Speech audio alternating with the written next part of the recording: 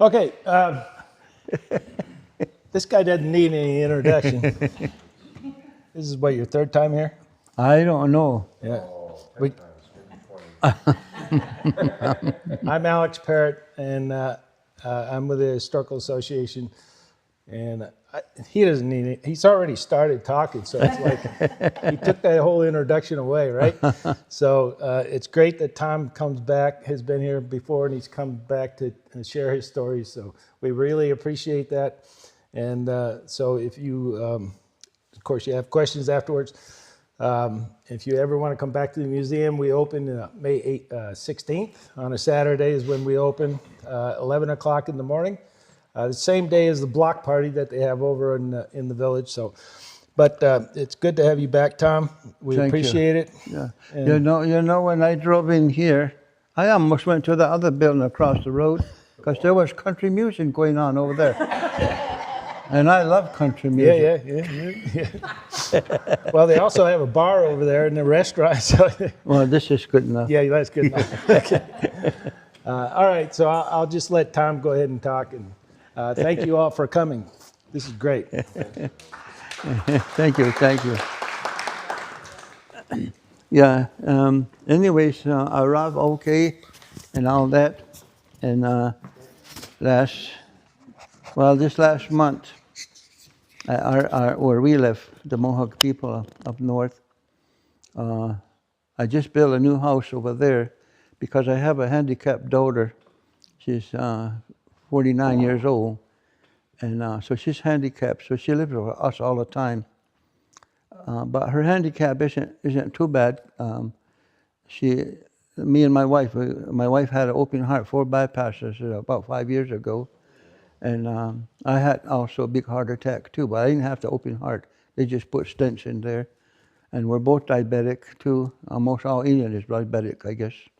About 60% of everybody that's Indian has got a diabetic. And so that daughter that's handicapped, every morning she comes check on us twice every morning around 6, 7 o'clock, see if we're still breathing. And sometimes I just stay still and she don't know if I passed away or not. And so she'll touch me to see if it's cold or warm. And I say, hey, and she jump. So we have fun. Have fun. And then she wants to know, I'm going to take my medicine. Don't forget, you got to take medicine, insulin and all that. Nighttime too, did you take your medicine? And she'll bring water to us, me and my wife, during the night, and takes care of us, even though she's handicapped. So although she's handicapped, we're lucky because she knows how to nourish and how to take care of somebody. Yeah, but she never went to school because her handicap, she can't stay still, she don't understand much English too much. She can understand it a lot better now, but when my kids were little, we usually talked Mohawk every day in our house, and my wife is a Choctaw from Mississippi, so it's a different language, and so my wife and them, they talk Choctaw, so all my kids talk Choctaw too, and Mohawk, and English. So yeah, and they still do, even though they're grandparents themselves now. Yeah. So anyway, what I want to start with you is at the beginning of the world, when the world was new. Of course, in the creation story of the Haudenosaunee, when I say Haudenosaunee or Haudenosaunee, if I was a Seneca or Onondagas or Cayuga, we would say Haudenosaunee. They would say Haudenosaunee. But Mohawk and Oneida, our dialect is a little bit different. So we say the same word, but we say Haudenosaunee. Instead of Ho, we say Haudenosaunee. It's a little different in the dialect. And there's Seneca, Cayuga, and Onondaga. It's almost same dialect but different. Whereas Oneida people, they were close neighbor to us in the Mohawk in times past. So their language is almost a carbon copy of the Mohawk. It's the closest to the Mohawk. And as you go further from Mohawk and on Oneida, you come to Onondaga, then the dialect changes a little more. Then as you go to Cayuga West, it changes a little bit more. And when you get to Seneca, we can still understand maybe 60% of what they say, and 40% is a different dialect too.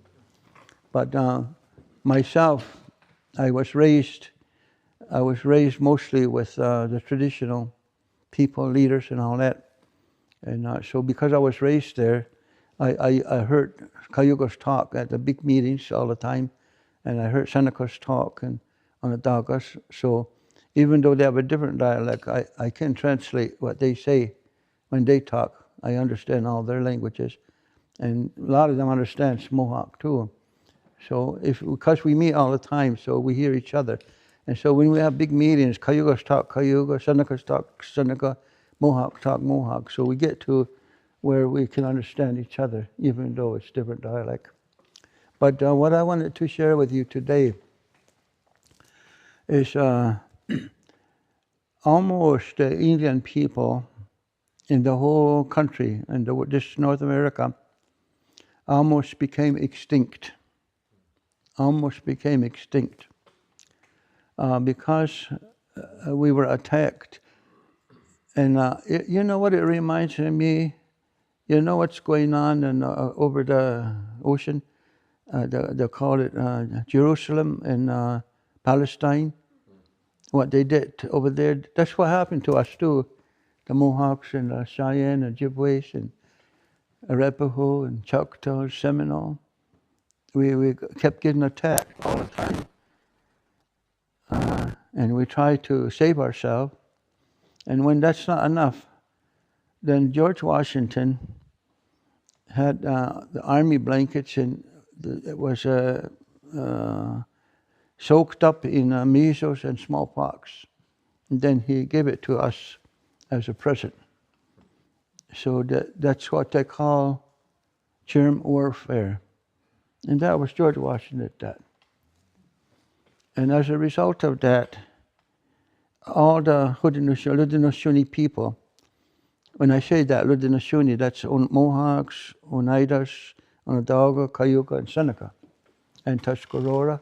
And we could also include Cherokee as well, because they're actually part of us.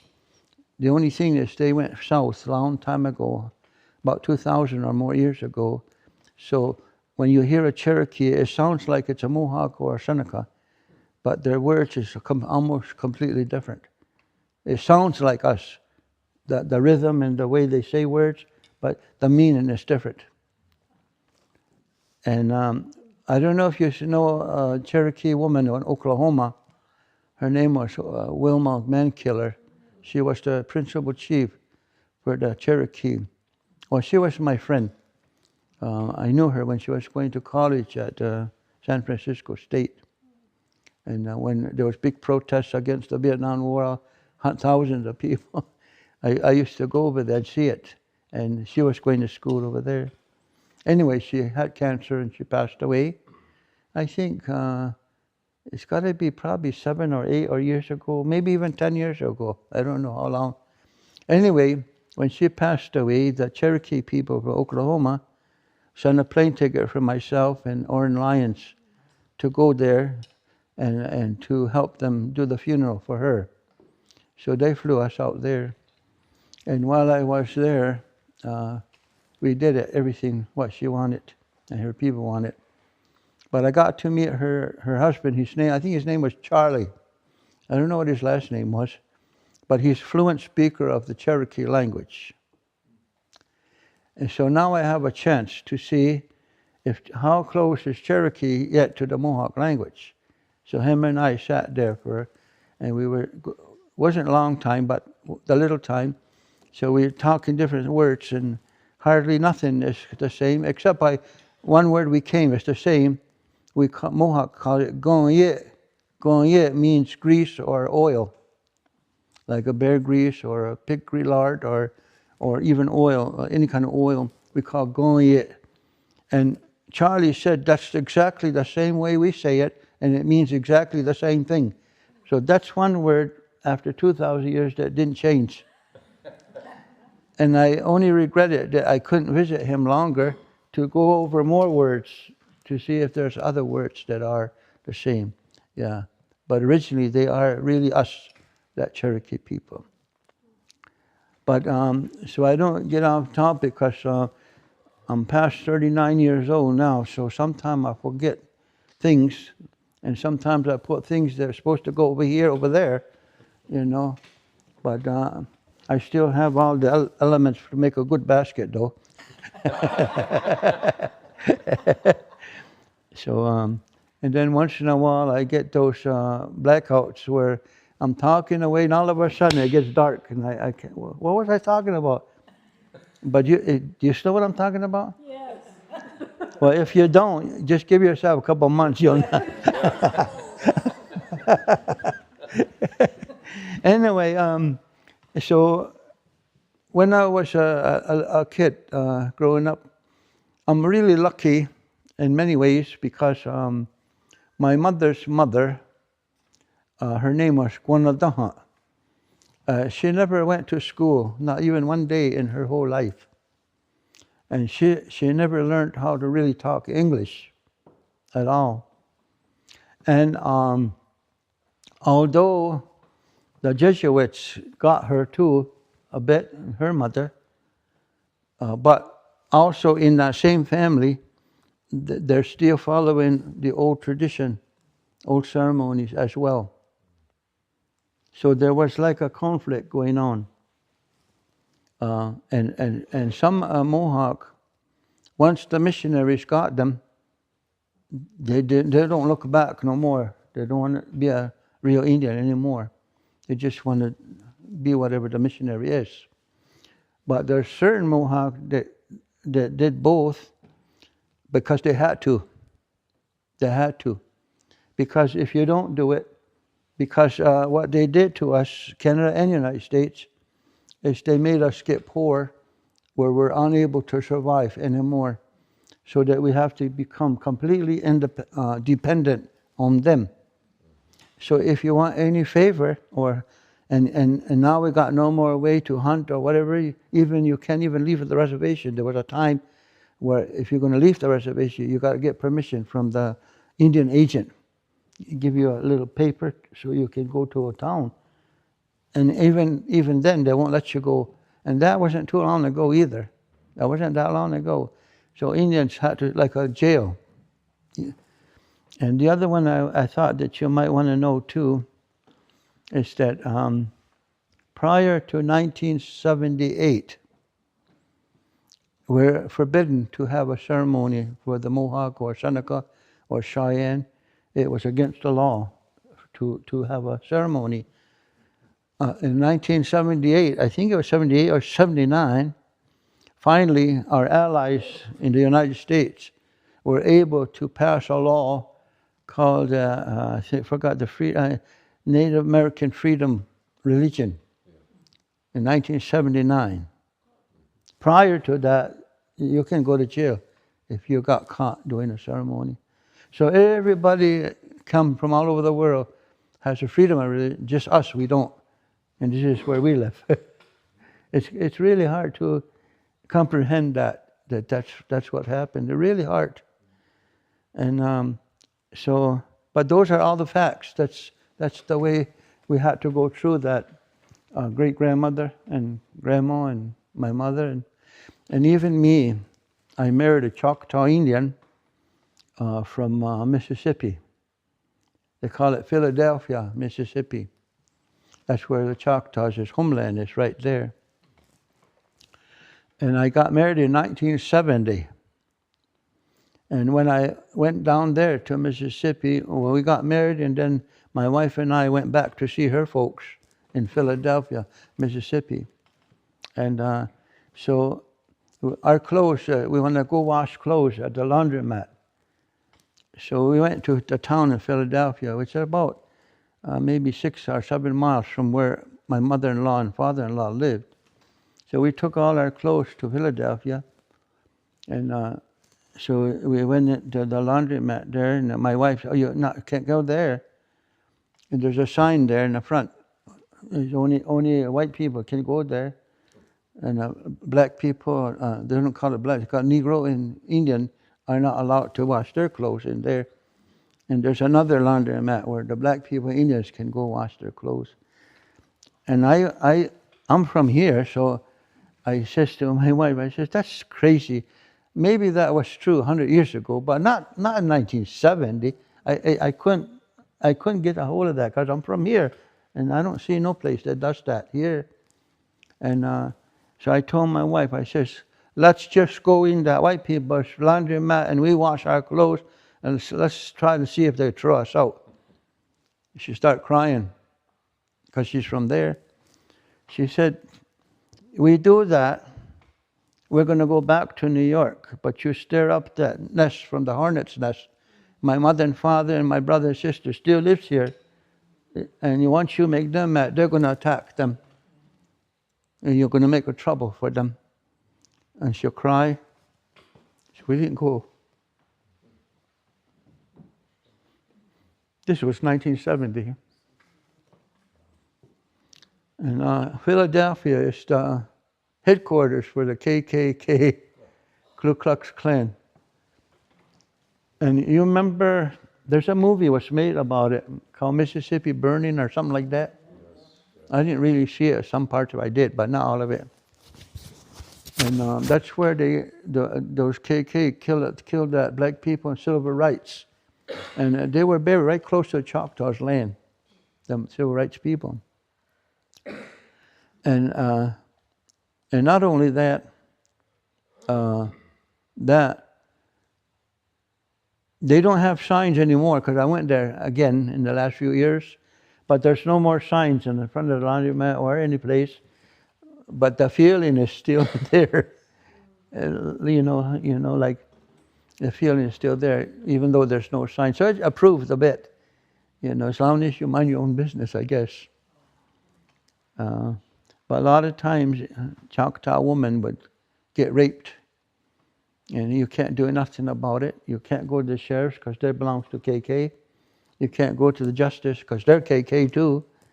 And so everything is set up. So you got no, as if you're native or black, you got no really place to go to get justice. And but it has improved since 1970. I'm not sure to how much. But the other thing about Mississippi, though, that I find different than New York, is when you're riding down the road or you're walking down the road, all the people, it doesn't matter if they're KK or not, they always wave, hello, hello. They're friendly. And even if you got a flat tire, they'll stop and try to help you too, even if they are a KK. So it's hard to understand. For me it is. Because in one hand they want to hang you, on the other hand they'll help you with a flat tire. And they always say hello to you too. Yeah. But anyways, that's not the subject matter tonight. But it's just to tell you about history. It's not far away, that history. So now, since 1979, our ceremonies, we don't have to hide anymore. We don't have to be in the woods to do our ceremony anymore. We don't have to keep secret. We just do it now. So now our spirituality is back on a rebound. But we came this far from extinction for that. Because if it wasn't for Grandma and her cousins who held out and secretly kept doing that, when it became legal, now it's flourishing again. So now our ceremony house is full, wall to wall. Little kids, and they know what they're doing now. So it's really pretty good that way. But anyway, back now. At the beginning of the world, in our creation story, it says we came from another planet in a solar system place, someplace in a celestial. And this planet is past where the sun is, and then you got to go through the Milky Way, and there's a planet over there where our great-great-great-grandmother came from to bring life here to the planet Earth. We refer to her as the Sky Woman. That's our great-grandma. But once she brought life here, then she moved over there they call it the moon, and so we call the moon our grandma. So she brought life here, then she left here to become the moon. That was our great-great-grandma. And her Mohawk name in our family, we call her Kanatsiohareke, and it means a matured flower. That was her name. And she had a daughter, and that story takes 3 or 4 hours to tell that story if you go in detail. But when she came here, there was nobody here, only fish and beavers and muskrat or any kind of bird or animal that had webs between their toes and between their fingers, and their skin was like water. It can live in the water. So, but humans, our great-great-grandmother didn't have fins between her fingers or her toes, or she didn't have scaly skin in order to survive in the world of water. So when she came here, she was pregnant from that other world, and she had a daughter. And daughter grew up to be a young woman, and so now the daughter is walking. She asked her mother, she says, this turtle that we live on, it got bigger and it turned into the continent, turned into the land. How big is this turtle? How big is this land? And so the mother told the daughter, just walk straight that way, any direction straight, and keep walking straight, and then you'll find out how big it is, the turtle now, till you get to the water.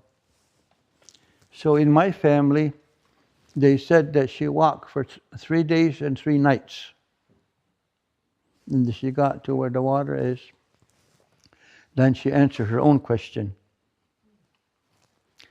And as she walked back to go back home where her mother was, all of a sudden, as she walked, the wind from the west came. And it grabbed a hold of her, and it impregnated her, the western wind. So that's why Native people in the world here, we talk about the wind, north, south, east, and west wind. They're our grandfathers, because that sky woman's daughter was impregnated by the west wind. So now hurricane, tornado, and any big wind is the ones, is great-grandfather to us. So we have ceremonies for them. And if hurricane or tornado come, our grandmother and other old people, they go out to meet the tornado or hurricane, and they talk to that tornado and hurricane. And so that tornado, sometimes they'll use a knife and put it in the ground when the tornado coming, or an axe. And that knife or axe makes the tornado or hurricane split and go around our village, not to hurt us. Or it'll go up, over, and come down after where we live, because they're our grandpa. They don't want to hurt us. And Grandma still was doing that before she died. She died 50 years ago, maybe, almost 50 years ago. Even though she's gone, myself and others, we still do that. Even our kids knows how to do it too now. Yeah. But that's only part of what I'm talking about. And so, at that beginning of the world, they made, so this woman, the sky woman's daughter, when she was impregnated by the western wind, she gave birth to twins, 2 boys. And one twin that was born first, and there was visions given to her, the name that she would give to the firstborn, and that name of that firstborn is Haudenosaunee. And translated into English, Haudenosaunee means He holds up or embraces the sky. That's his name. And the other twin, the second born one, is going to be Sawiskala. And I've asked many old people when I was growing, what does that mean? Sawiskala. And those old people had a hard time and they wasn't sure how to translate that. Some said it means something to do with ice.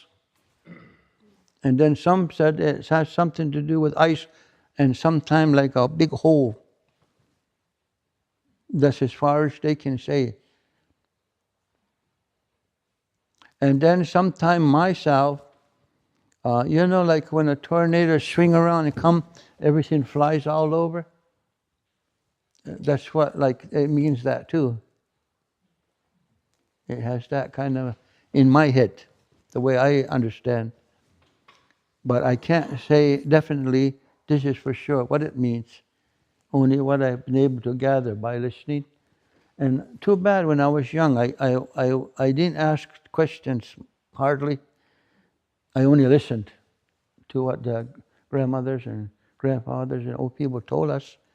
But I never was that person to say, I want to know why this and why that. And I didn't know how to do that. I should have done that now, because now they're all gone and there's some questions we would like to know, and I think only they knew about it. But anyway, back to the twins. So basically, the Haudenosaunee twin, we call him right-hand twin. And Sawiskala, other twin brother, we call left-hand twin. And they didn't really get along together too good. I mean, they didn't hate each other, but that one twin always made a little nuisance to the other twin. And the other twin was easygoing, but when the other twin, even in their stomachs, mother's stomach, the other twin would kind of kick his brother.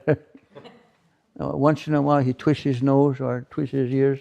You know, some kids still do that today in the family.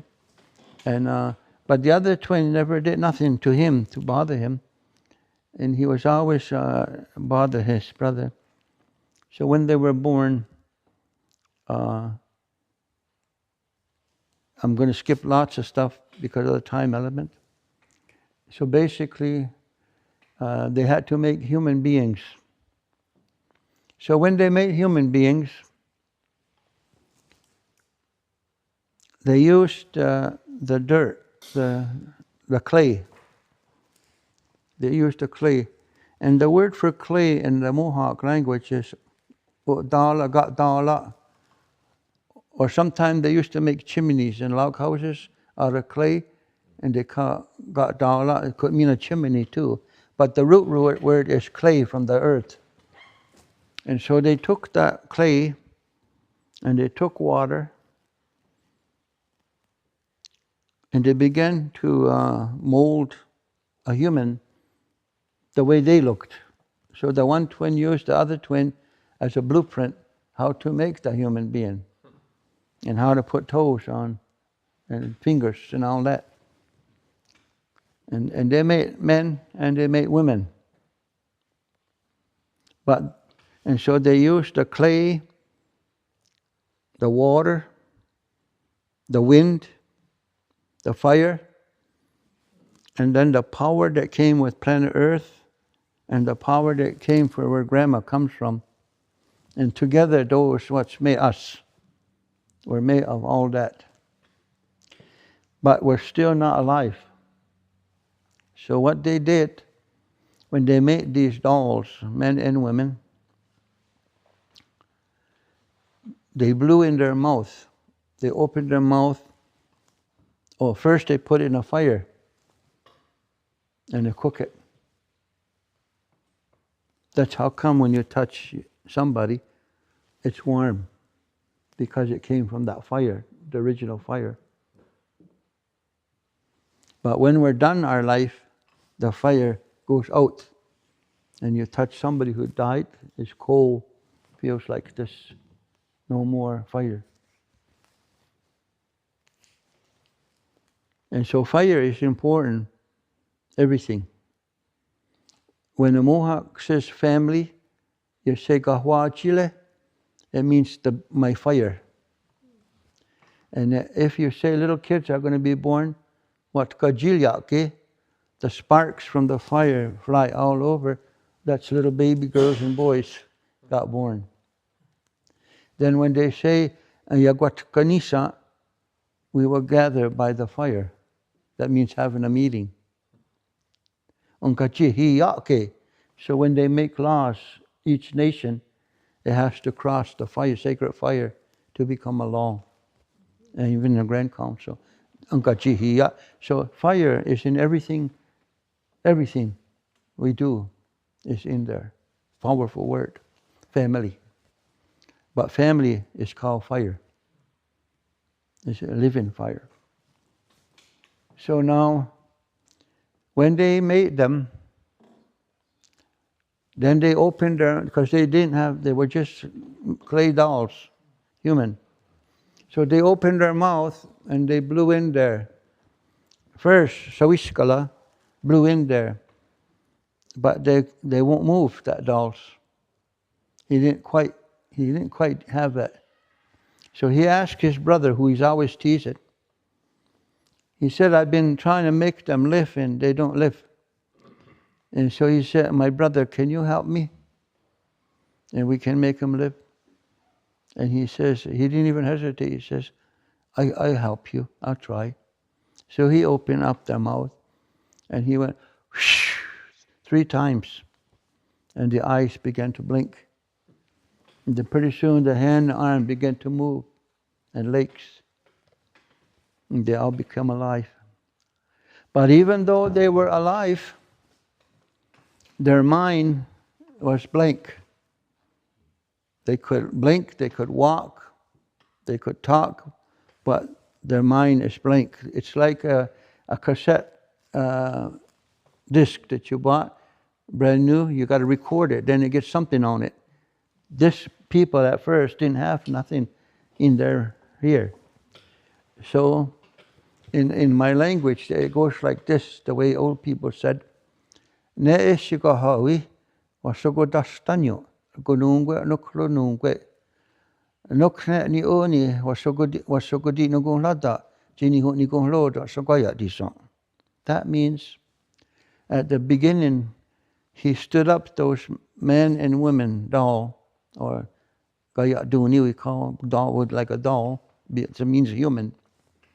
And he stood them up, and then the Creator took out of his head his thinking, and he transferred it to those dolls, how to think. And what we're going to do next is what, and so according to my uncle and elders, at the beginning of the world, the whole globe, not just talking about North and South America, but we're talking about Asia, Africa, Europe, every place. Because at the beginning, there was no Africa, there was no Asia, and there was no Europe, and there was only one land. There was only one land. And because of creation, what happened, there was a request to separate it, because the one brother keep bothering the other brother. So that's why he took the turtle and he pulled this over here. That's where the Africa is. And then pull another one over here. That's Europe. And so, because I was told in school that we don't have documentation, I always never knew if my elders were just BSing me. Did I say right? I'm trying to speak American.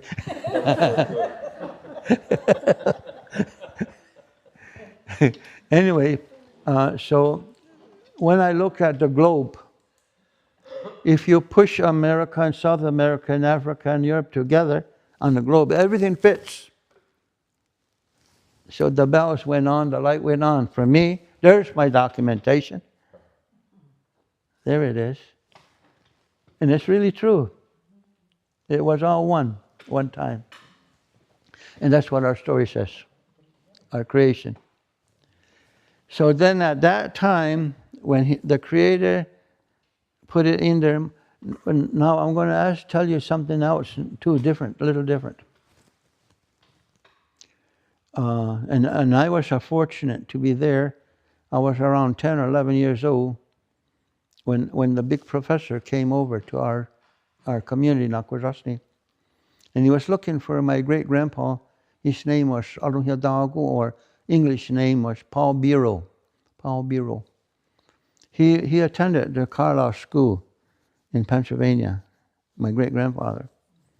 And I found out about 30, 40 years ago, no, 50 years ago, from Carlisle, that Paul Biro, my great-grandpa, when he was only 6 or 7, ran away from there to go back to Haudenosaunee, which is, I don't know, it's close to 600 miles maybe more than that, I don't know, the way the crow flies from Carlisle, because Harrisburg, Pennsylvania, 30 miles south is Carlisle. And Haudenosaunee is on the Canadian border, way up next to Ottawa.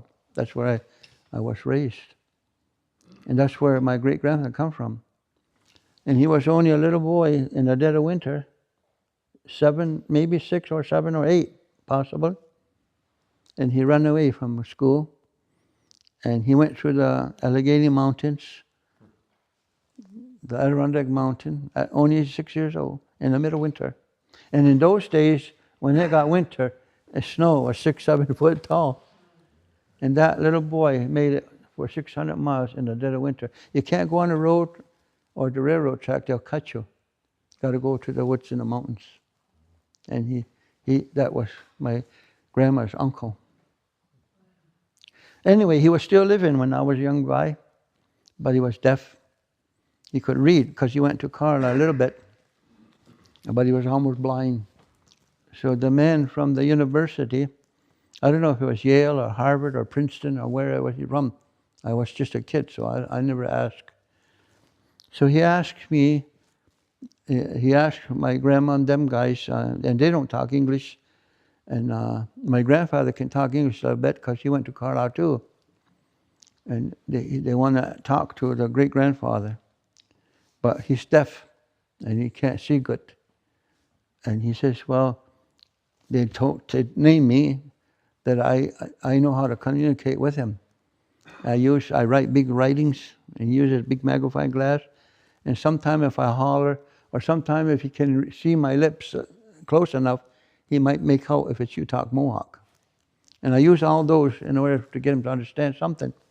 And what this Princeton or Yale or whoever this professor wants to know, he said, ask your great-grandfather, when you Indian people say Creator or God, how do you define that? What are you talking about? Can you make a description of that? And so I had a hard time, and I finally did get him to understand. And when he understood, he'd go like this. He'd dance a little bit. He'd go, that means, oh, now I understand now. And he was so happy. He would dance. He was happy. He says, well,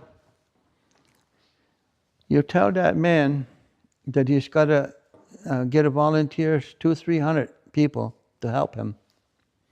And you tell that man you need 200 or 300 years time schedule to do this task, what he wants to know.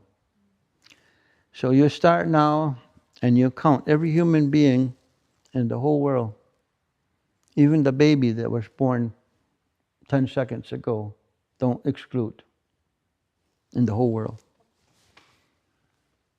Count every tree that grows in all the forests, the whole world. Even the one that just sprouted. Put it on there.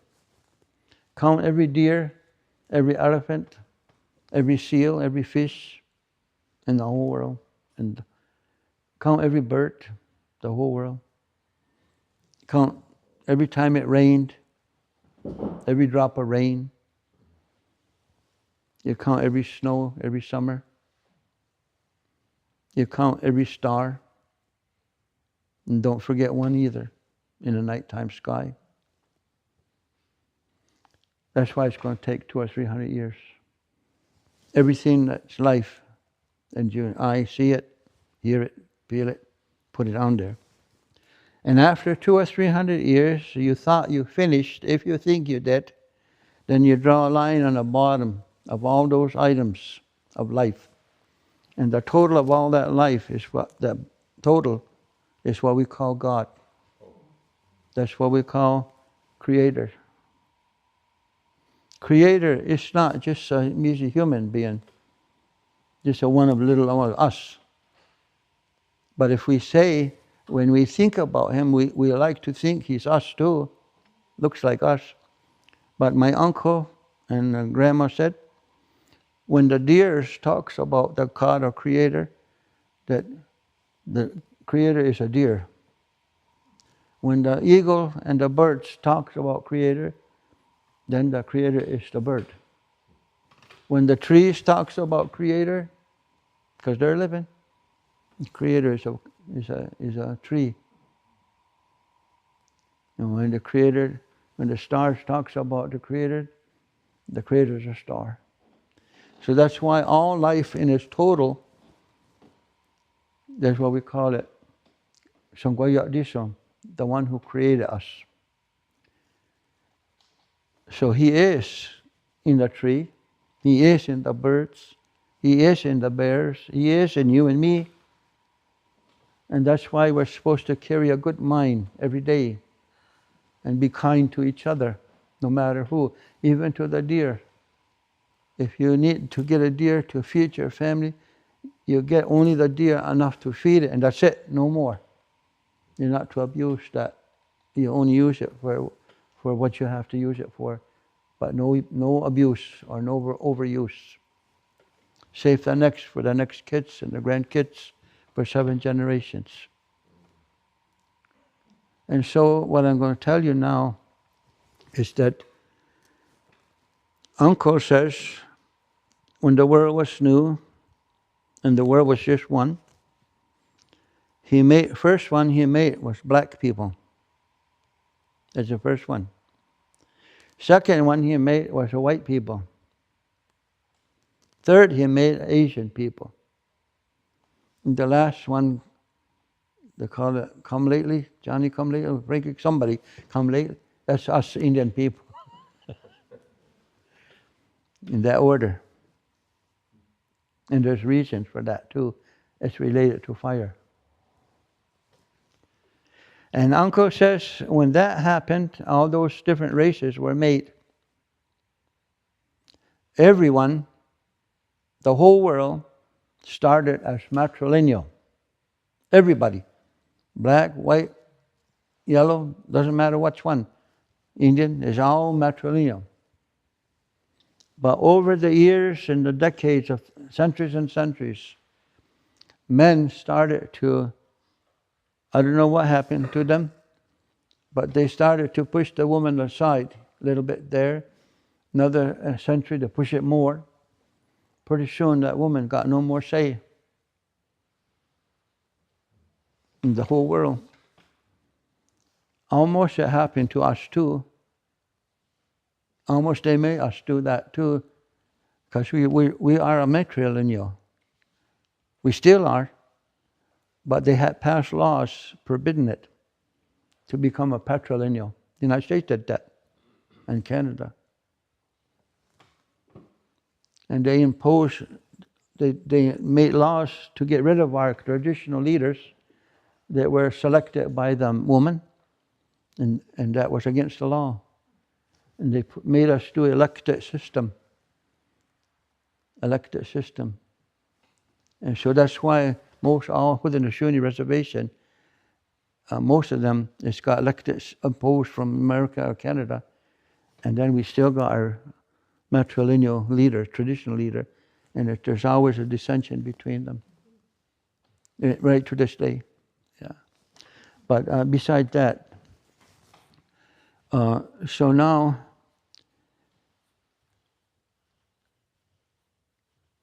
what I'm going to say next one is we're going to talk now.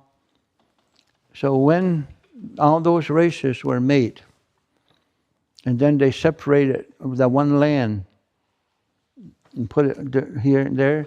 But before he did that, the Creator gave them each drums. Every one of them. White, black, yellow, Indian, give them a drum.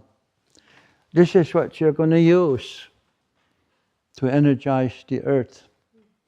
This is what you're going to use to energize each other. This is what you're going to use for the thunder. This is what you're going to use for the sun to communicate. So you give every one of them that drum. That's what we call ceremonies. That's why you go to Navajo, Hopi, Cheyenne, Chickasaw, Choctaw, Mohawk. They all got drums. I just came back from Kitchener, Ontario. Over there, the Irish people, I think March is their month, right? Is it March, Irish's month? Yeah. What? Yeah, it's in April. No, March. March. Okay. Anyway, they invite me to go there because they came from Ireland here about 5 years ago or more, over here, and they came to Kanatsiohareke where I lived, and asked me if I'd help them with a documentary of the relationship between the Irish, the real Irish, and the native people of North America. And so William Johnson was an Irishman, but he worked for the English. And he was the Indian agent, first Indian agent in North America for the king and queen, I guess. And he's the one, William Johnson, I don't know if he married her or just shacking up with her. My great-great-grandfather's sister. Joseph Brant was my father's great-great-grandfather. And Molly Brant, that was Joseph Brant's sister. So this William Johnson, I think he didn't have just one woman.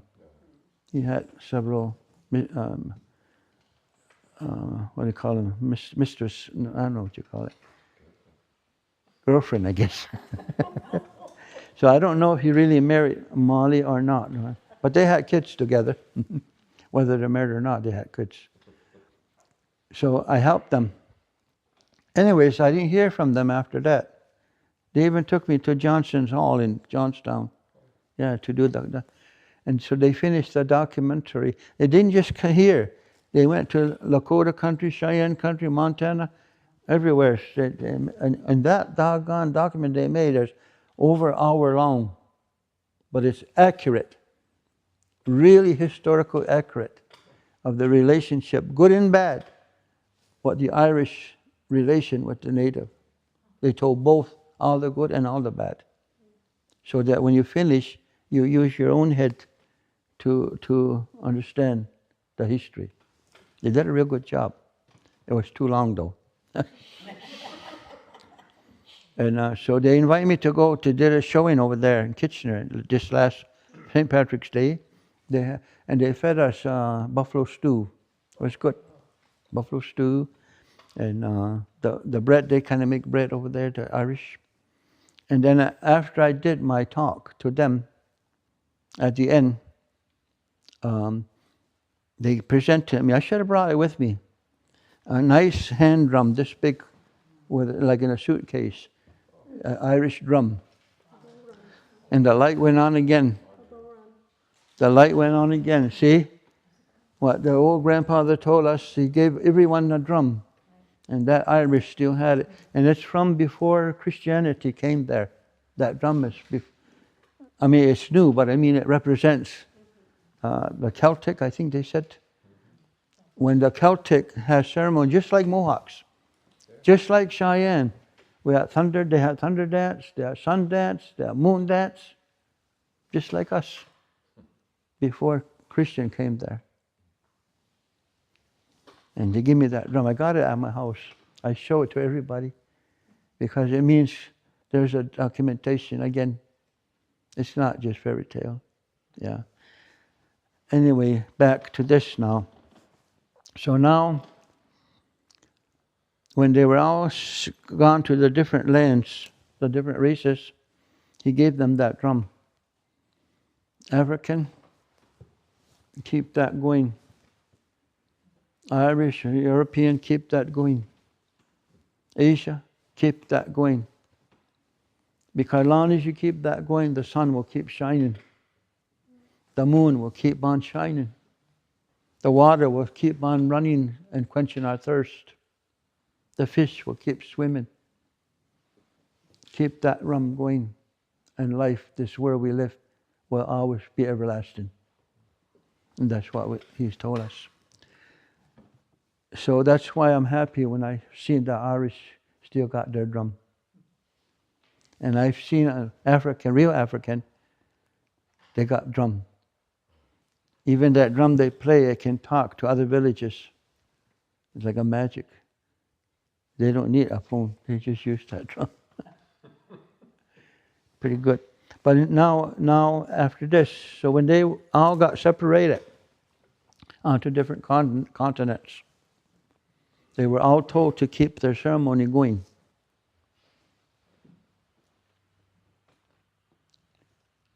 And so here's what he said. So when he stood those women and men up, he transferred his thinking to them, put it in their head, how to think. And here's what he said. So when you hear me say, in our mind is agreed, you'll say to or or yes. I'm going to tell you what he told all those races. But here in North America, you'll find Cheyennes and Cherokee and Mohawk, Senecas, Choctaw still doing that. They never forgot. Almost it got extinct, but it didn't. Yeah, thank you to Grandma. So the first one is this. And so now when we say Creator, what are we thinking about? All the whole life in the whole world is a mighty power. My uncle and grandma said, so powerful that if the Creator should show himself to you and me, he died right now. It's too powerful for us. And so when the Creator talked to us, he doesn't show himself like he really is. He always turns into a tree and the tree talks to us. Or he turns into a buffalo and the buffalo talks to us. Or he turns into a bear or a deer, so that when he gives us message, it don't kill us, it don't hurt us. That's why when you study native people, they get their visions through the wind, through the thunder, through the dream, never direct from the Creator, because he doesn't want to hurt us. Because he's too big of a power. So that's what our ceremony is. You know, when a baby is born, you got in biblical court, it gives all the nutrients to the baby.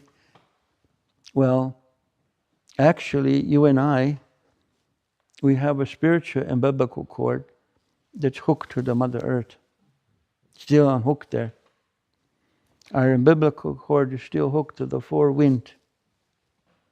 Our umbilical cord is still hooked to the thunder. Our umbilical cord is still hooked to the sun, to the moon, to the stars. It's a spiritual and biblical cord. It needs attention. When that attention is no more there, that's when those things will start to collapse, or we collapse. It stops. That's why he said, don't never stop it. So now we're going to start. What did he tell them when he made those humans? The four colors before they separate. Here's what he said. First, you acknowledge that great power, the one we call Creator, that's in every living thing. That's what made us. We say, thank you, Creator, that you have allowed us to come together this evening in this place as we assemble.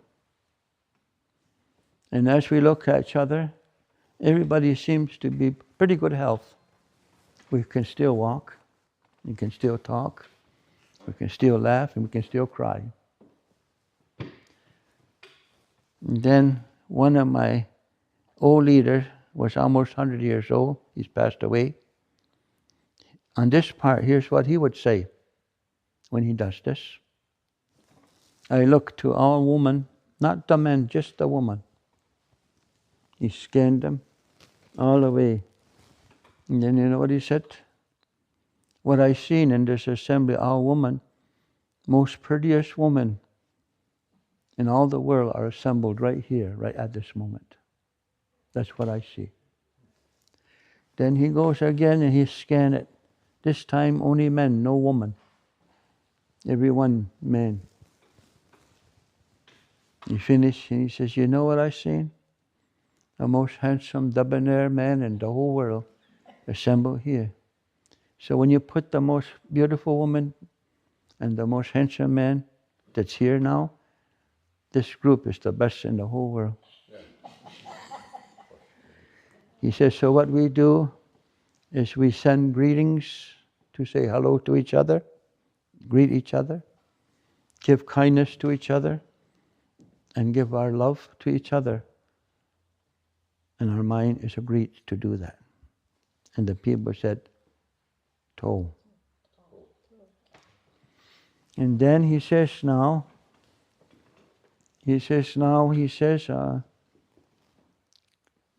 to the earth, I made the earth from a turtle, and the turtle became your mother, Mother Earth.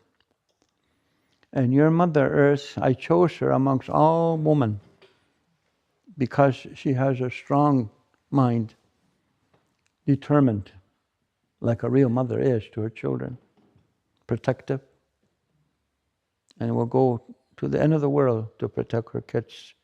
And that's how I chose the earth to be your mother.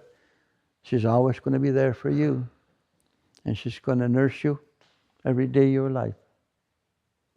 When we say nurse, it's not like a little baby. It's we nurse her because we eat the corn from her body. We eat the beans and the potatoes from her body, the watermelons and the cantaloupes and the raspberries, strawberries from her body. Right until we don't live anymore, we do that. That's why she's our mother, the earth. And our mother, since the beginning of time of our mind, has never reneged, has never stopped her job. The Creator gave it to her. Even when we were disrespectful as humans to her, our mother, she never became angry or mad at us, where she abandoned us and threw us away because of disrespect that we gave to her. Even if we were disrespectful, she still loved us, and she never abandoned us. And that's what our grandma told us. You got the best mother in the whole world. She's still there as she supports our feet as we walk upon her sacred body. Every year, summer, snow goes away, everything grows again, so we'll have food. What a wonderful mother we have. And so the Creator told all of them, our minds now will become one. And we will put many layers of thank you, greetings, and love. Big pile till it touches the ceiling. And then you and I will pick up that big pile. And we are the children. And we say, Mother Earth, this big pile of thank you, greetings, and love, today we give it to you. Because you never threw us away. You never abandoned us. You're still our mother. And we're still your children. We say thank you with love today. And our mind is agreed. And then he says to them, 4 races, I made the water. The water will come from the top of the mountains, down the hills and valleys, past Lake George, and Amsterdam, and Messina, Malone, Syracuse, Buffalo. Wherever your villages are, those creeks and streams will pass. And he's told the water, when you go down the valleys and find the towns of the people, you will quench their thirst every day.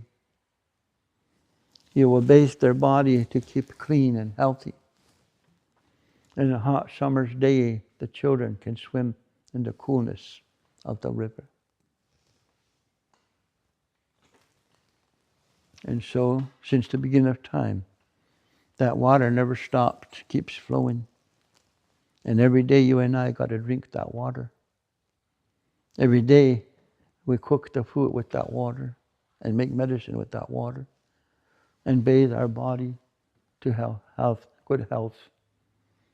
And so those great sacred waters are still doing their job, what the Creator told them to do. They have a soul and they have a spirit just like you and me. We're supposed to respect and love the water. If we don't, they will never quench our thirst again. And so we gather our mind together as one.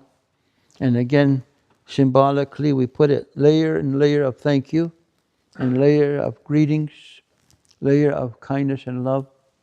And then you and I will pick it up and throw it to the east, the creeks and rivers and ocean there, to the north, to the south and west, to all the waters, river and lakes and ponds and ocean. And we say, on behalf of the human people, we are your relative, waters of the world. We say thank you with love today in our mind as a greet. And then he says that same thing to the strawberry.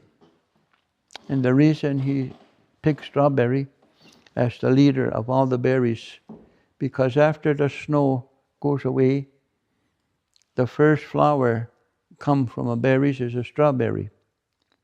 And from that little white flower comes a nice, beautiful, sweet strawberries. It looks like a heart that's in our body.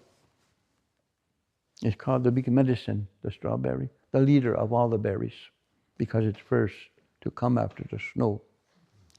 And so, every time we have ceremonies, we take that strawberry, even when it's dried, and we make strawberry drink to sanctify all our ceremonies. Even in the dead of winter, we still have it.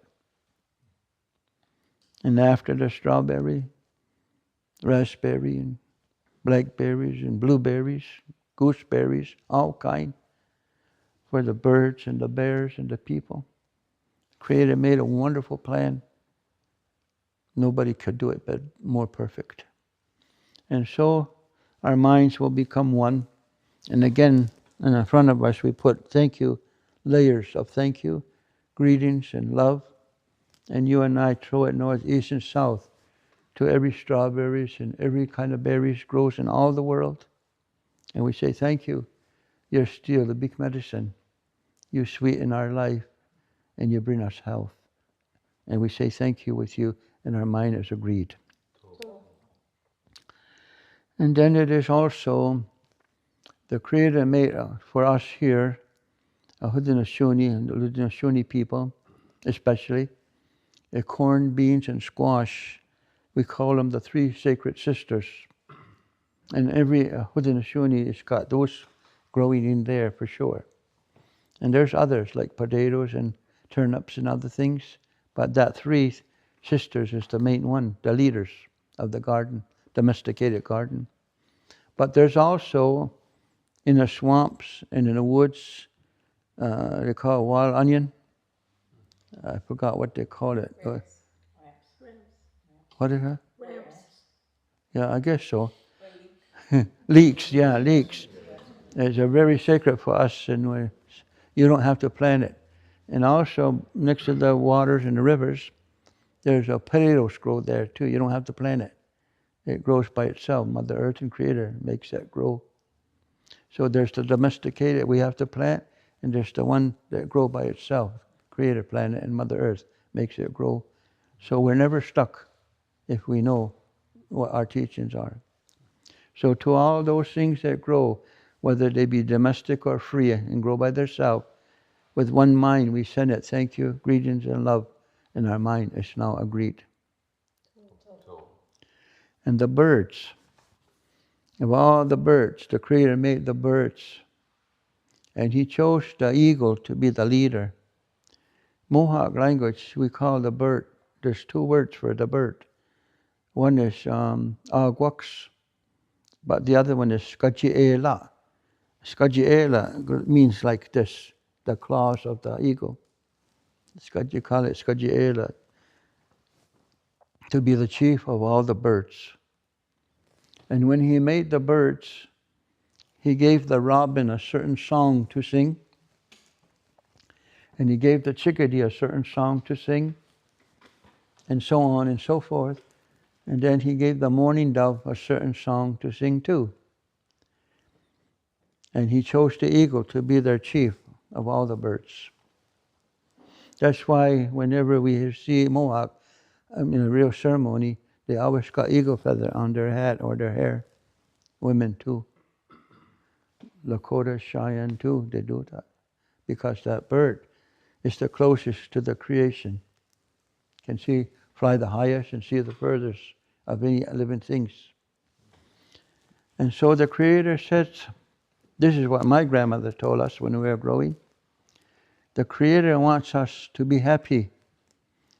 And when we walk this earth, you and I, He don't want our bottom lip to trip us and fall of sadness and grief. That's why He made those birds and put all beautiful colors on their feather to bring us joy as they fly, as they zoom past our heads as we walk the earth. That's why He gave them all kind of songs, because He wants us to know joy and happiness, our Mother Earth and our Creator. So He told the birds every morning before the sun shows his face, only the dawn comes first. All you birds will get up and you will face the east and you will sing all your beautiful songs.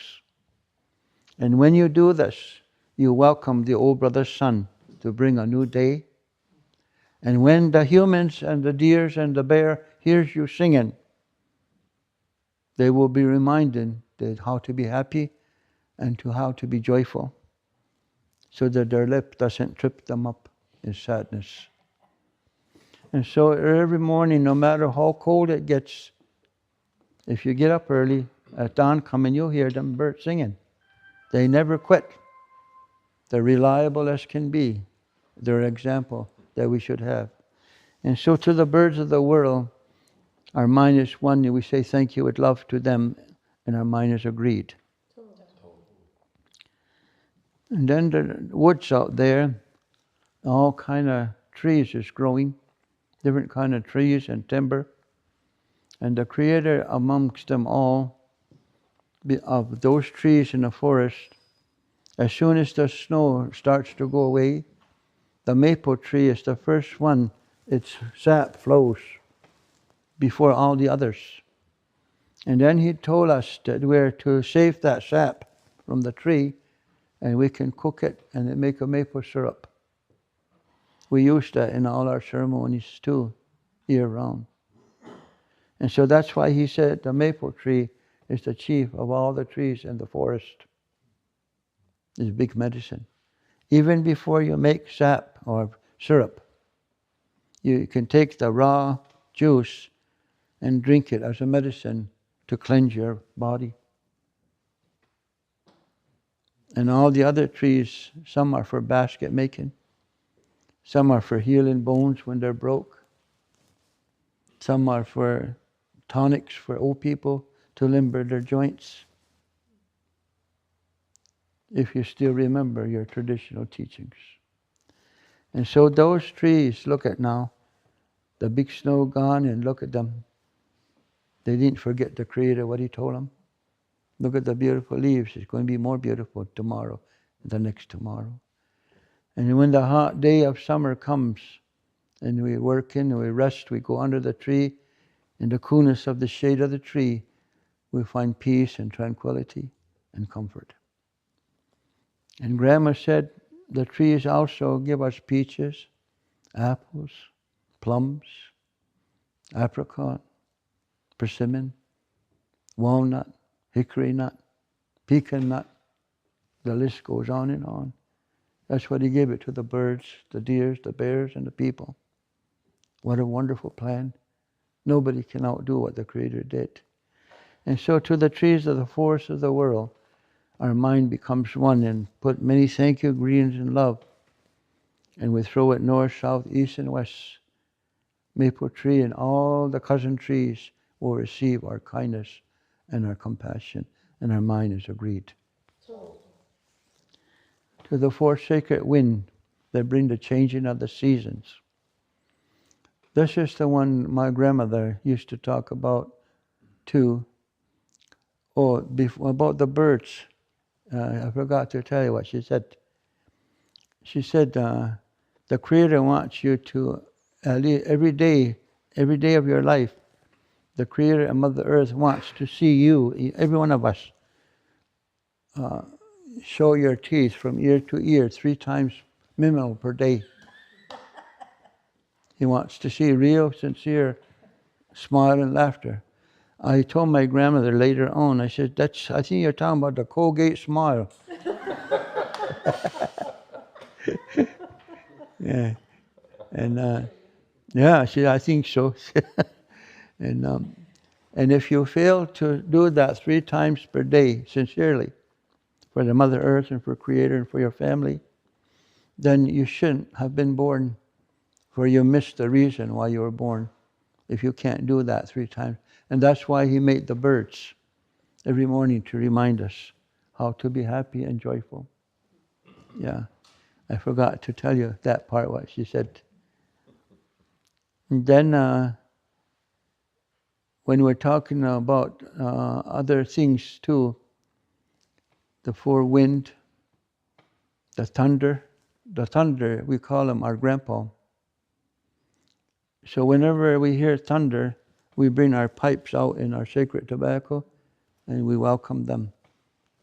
And one of my grandmother and my leaders in my clan, of a bear clan, I watched them a lot of time as I was young. When the thunder comes, they grab their pipes and they fill it up and they holler 3 times to the Grandpa Thunder.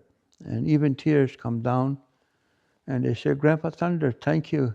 You didn't forget us where we live here, Haudenosaunee. You come to bring the fresh water to put it in our lakes and pond and river. Brand new water. Make it fresh again.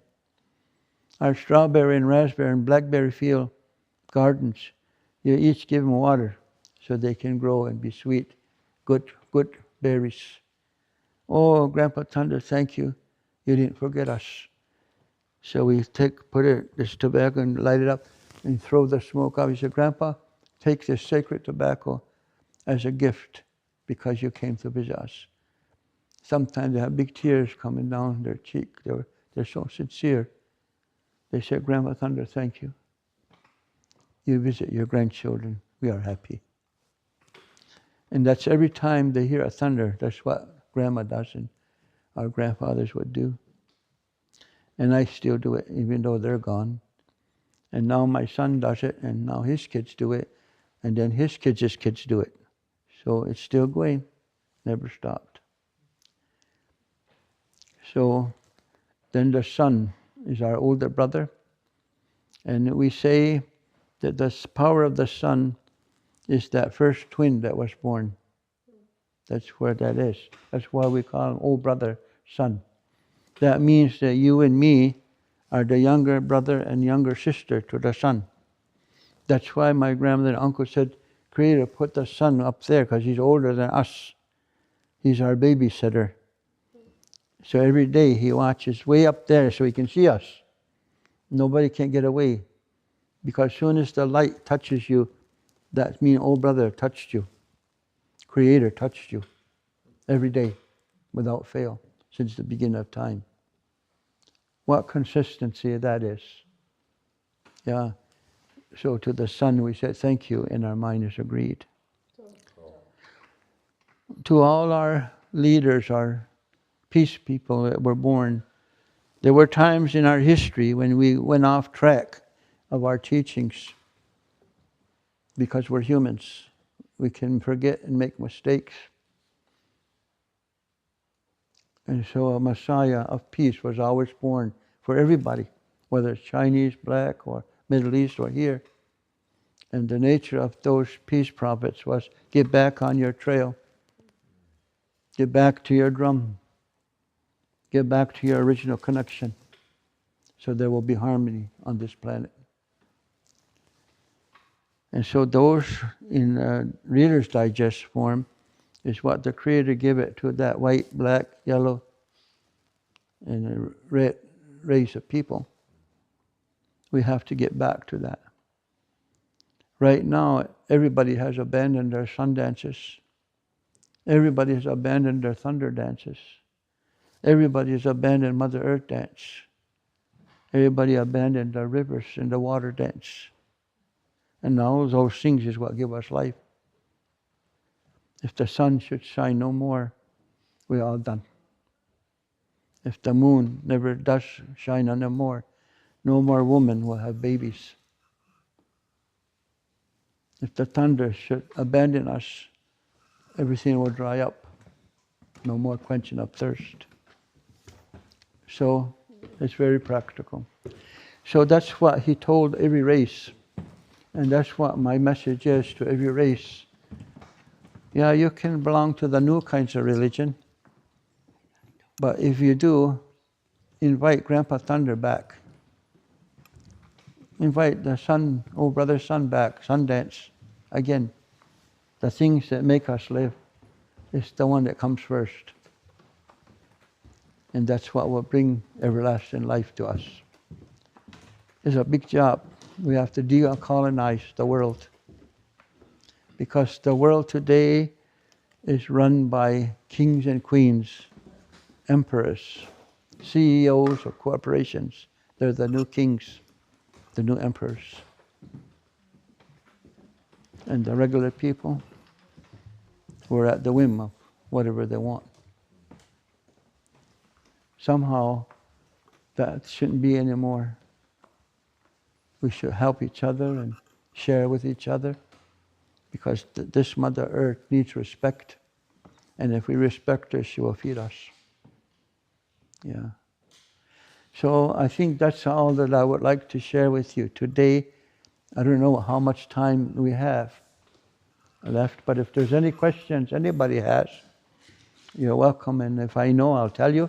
And if I don't know, I got a few old people left that might know.